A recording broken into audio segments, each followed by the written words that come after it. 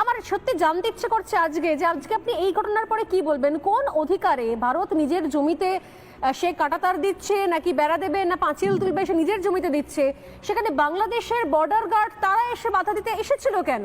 মানে কিসের উস্কানি এটা? পায়ে পা দিয়ে ঝগড়া করার উস্কানি?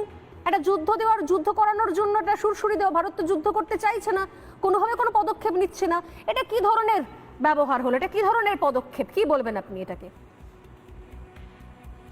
নমস্কার, আমি গর্বিত যে আমার বাংলাদেশে জন্ম হয়েছে এবং বাংলাদেশের বর্ডার গার্ড নিয়ে আমি সম্পূর্ণভাবে গর্বিত এবং আমি এই দেশকে ভালোবাসি।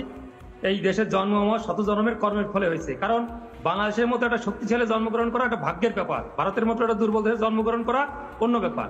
বিমল দা যে বললেন যে আমাদের যে বর্ডার গার্ডে যেটা করছেন আপনি যেটা বললেন, এখানে সীমান্তে নো ম্যান্স ল্যান্ড এবং 0 পয়েন্টের একটা ডিস্টেন্স থাকে, তারপর তার নিজস্ব সেই নো ম্যান্স ল্যান্ডে 0 পয়েন্টে আপনারা বেড়া দিতে পারবেন না। 2 তারিখ যখন বেড়া শুরু করেন তখন আমাদের বর্ডার গার্ডের মানে আপত্তিতে আপনারা যে বেড়া বন্ধ করছেন তখন ছিল সেটা 0 পয়েন্টে। আপনারা আজকে বেড়া শুরু করছেন, দীর্ঘতে কাজ চলছে, কিন্তু সেটা 0 পয়েন্ট থেকে আপনাদের সীমানায় করছেন। আপনাদের সীমানায় বেড়া দেবেন না, পুকুর কাটবেন না, গাছ লাগাবেন, এতে বাংলাদেশে কিছু আসা যায় না। আর বাংলাদেশ নিয়ে আমি যেভাবে বললেন দুর্বল, সরিষা খেতে ট্যাঙ্ক দিয়ে করে, একবারও বলবেন না। আপনার বয়স কত আমি জানি না, আপনি 2001 সালে আপনার বয়স কত ছিল? 2001 সালে আপনারা উস্কানি দিয়েছিলেন সীমান্তে, সেখানে পালুয়ায় 16 থেকে 19 এপ্রিল এই 4 দিন যে গন্ডগোল করছিলেন, সেখানে আপনাদের 18 জন বিএসএফ মারা গেছে, আমাদের মারা গেছিল মাত্র 3 জন। আপনাদের 2 জন বন্দী হয়েছে, আমাদের 1 জনও বন্দী হয় নাই। আপনাদের 2 জন আহত হয়েছে, আমাদের মাত্র 5 জন আহত হয়েছিল। মনে পড়ে না? লজ্জা করে না আপনাদের? বাংলাদেশ নিয়ে তাচ্ছিল্য করেন।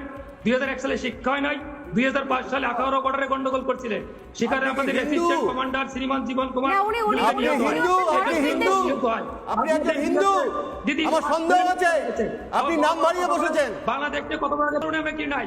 বিমল বাবু যে বললেন 2001 থেকে আপনার নামের পেছন থেকে বিবেকানন্দ